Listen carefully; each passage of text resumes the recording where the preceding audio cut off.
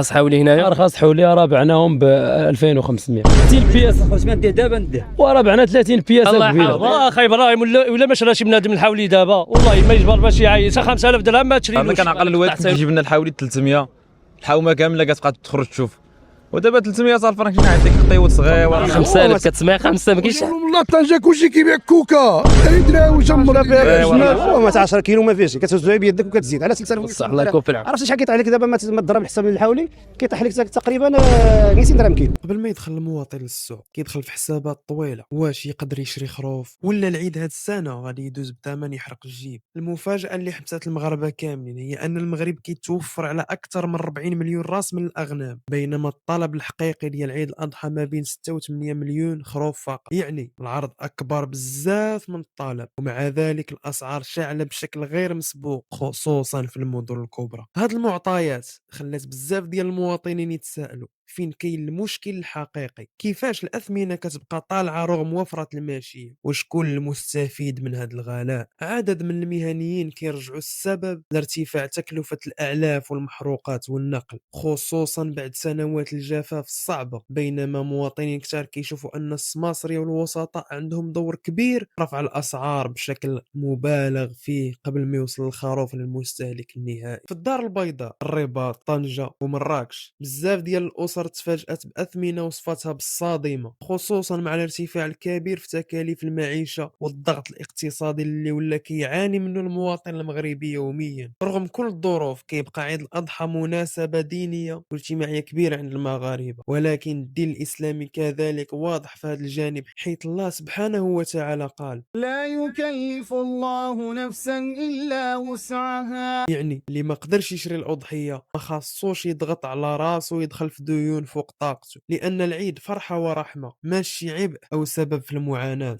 اليوم السؤال اللي مطروح بقوة: واش فعلا الأسعار الحالية منطقية، ولا المواطن المغربي ولا كيخلص أكثر من القيمة الحقيقية ديال الأضحية؟ دابا الكلمة ليكم، شحال كتشوفوا الثمن المناسب لخروف العيد هاد السنة؟ واش ناوي تشري الأضحية ولا الغلاء خلاك تبدل القرار ديالك؟ ما تنساش خلينا لايك الفيديو وبارطاجيه مع كاع الناس اللي كتعرفوهم، وديروا ابوني بحال هذا المحتوى يزيد للقدام.